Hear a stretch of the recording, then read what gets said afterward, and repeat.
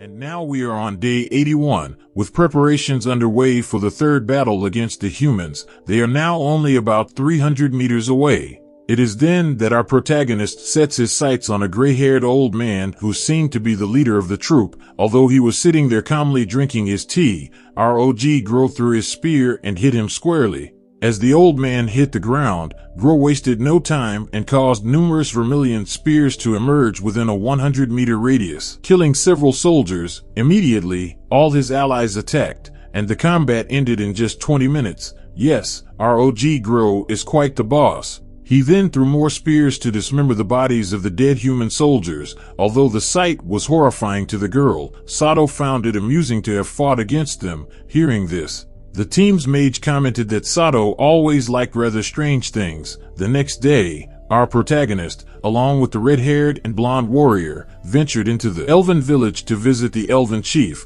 Although the humans were met with odd and hateful stares, Gro calmed them down by mentioning that the elven chief was not like that at all. He was right, as the chief and his daughter welcomed them with food and drinks and thanked them for cornering the human army. However, knowing that prolonging the war wouldn't achieve anything, the chief mentioned that in the next operation, he would send all his elite forces and, together with the Parabellum mercenaries, would finally end the war in one fell swoop. Gro agreed, acknowledging the elven chief's command, and they began refining the details of the operation. While returning home, the blonde warrior asked Gro to fulfill his role as a noble. As she only wanted to cure her princess, she asked if he could send the elves' remedy to her kingdom. Gro, knowing from experience that if someone owed him a favor, they would likely support him in a crisis, realized there was a problem. He explained that in this world, there are 5 great gods, and their blessings are so powerful they could trigger religious conflicts, revealing the great god of death and origin.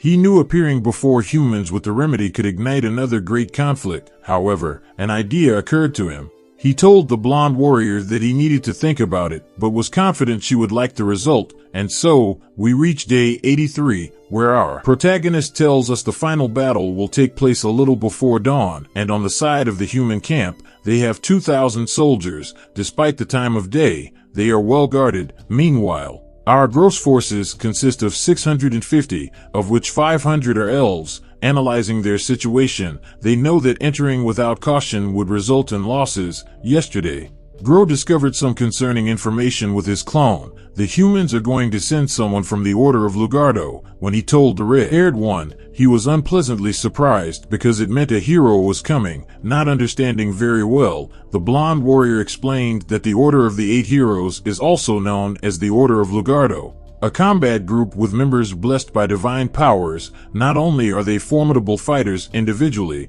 but they can also enhance their comrades' abilities, meaning the more enemies they face, the stronger they become. Hearing all this, Gro found it very amusing, even wondering in his mind what those beings would taste like. Returning to the present, they initiate the first phase of the operation by summoning some skeleton soldiers. Although the sun will rise in a few minutes, he reassures them because he has prepared something special. He orders Orkachi and the others to eliminate everyone around them while he goes with the skeletons to destroy the main pillar. Thus, with the bone soldiers, the attack on the humans begins. When the sun rises, some skeletons disappear, but the rest are protected by what Gro prepared, surprising the humans who expected them to weaken in the sunlight. It turns out that our protagonist transformed his clones into slime and hid them within the skeletons to cover their bodies. At a critical moment, Gro appears, ordering the remaining skeletons to support the others while he alone annihilates the humans, absorbing all the blood and water around him into his hand,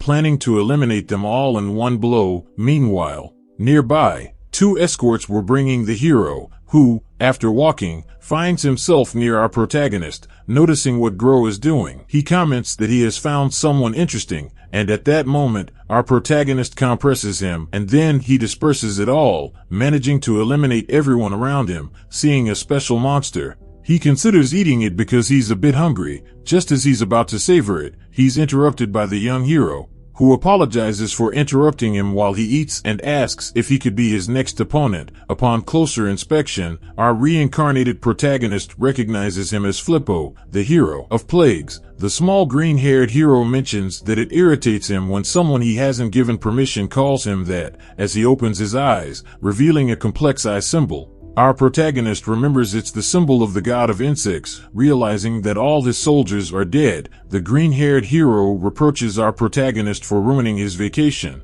All while emitting a powerful aura. Despite his childish behavior, he is very imposing. The little hero then asks if our warrior also has a blessing from a god, but our protagonist completely ignores him. The green-haired hero then brings out 3 insects, explaining that he created them by mixing his blessing and necromancy. Without hesitation, he releases them onto the soldiers' corpses, reanimating them. Our favorite Gro realizes these bugs are parasitic biological weapons. The small hero then asks if he knows the difference between heroes and champions. Having studied this, our protagonist explains that the difference lies in personal abilities and the number of companions they can enhance. The green-haired hero confirms this, noting that champions are excellent individually but can only enhance up to 10 allies. In contrast, heroes aren't as strong alone and enhance fewer companions, but their true potential shines when leading more than 100 allies. As he explains this, all the affected soldiers are transformed into insects.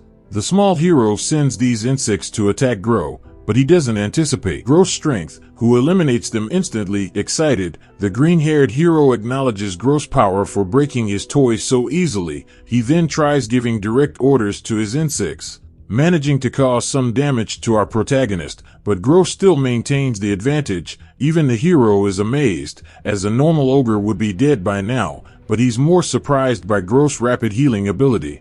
Getting serious, the little hero summons his giant pet, which attacks Gro from behind, infecting him with venom and slamming him into some rocks. Confident, the green-haired hero introduces his pet, named Altium, a famous monster currently designated as a calamity.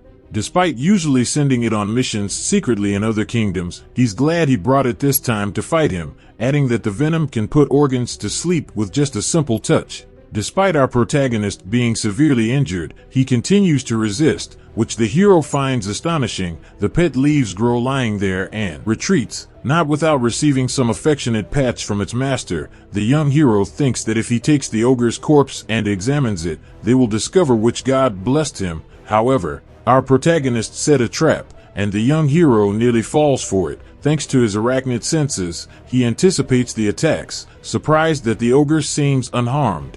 Realizing the corpse was a decoy and his pet is now far away, he resorts to his trump card number 1, implying he has another one as well. Before continuing, he wants Gro to introduce himself. However, Gro is uninterested in knowing or being known by anyone. The young hero doesn't care and introduces himself with his full name, Flip of Br Raskit, the 7th in national rank. As he starts talking more about his powers and fighting abilities, our favorite ex-goblin attacks without hesitation, causing the young hero to complain that one shouldn't attack while someone is introducing themselves. But Gro doesn't care and tries to cut him quickly with his axe. This prompts the young hero to reveal his second trump card, tentacles sprouting from his body, though he had to show his second trump card before the first. He doesn't mind and starts summoning some parasitic soldiers, creating a fusion of all of them. The smell awakens Gro's appetite, and he mentions it will be worth eating him. Despite the hero attacking with his tentacles,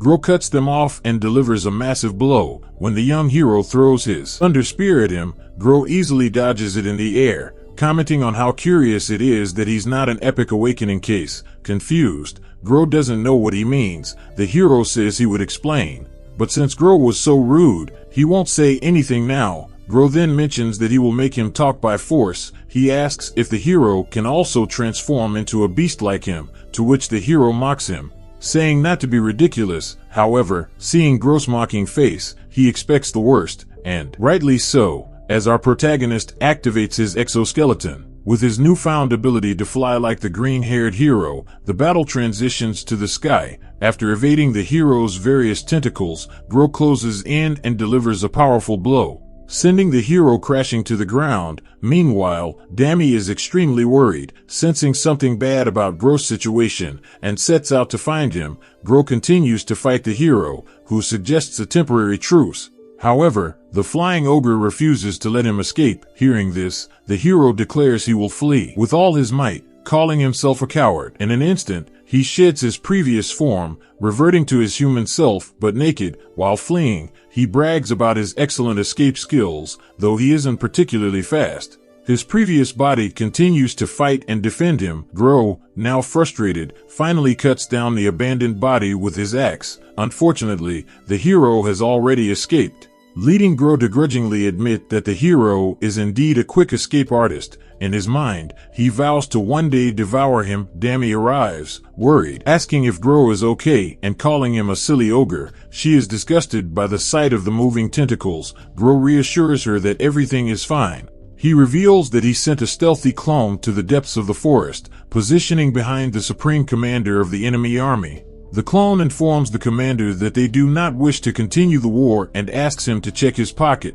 where he will find the cure. The confused soldier checks the wrong pocket, prompting the clone to correct him. Finally finding the cure, the soldier is instructed to deliver it to the sick princess immediately, as it is the elven remedy they have been seeking. With the cure in hand, there is no need for further bloodshed. The clone leaves, and the terrified and embarrassed soldier quickly orders a messenger to be summoned. Now possessing the remedy they desperately needed, back with Gro, he reflects that had he killed the hero, the Empire would have exterminated all the elves. Thus, he had no choice but to avoid an all-out war. He demolishes a mountain to create a defensive barrier and asks his friend for help in tending to the wounded. Encountering 2 human soldiers along the way, he lets them go. As the war is over and there is no reason to kill them, despite the war ending, he still has a task: to bury and cremate the dead. During the battles, 6 hobgoblins, 2 hobgoblin mages, several kobolds,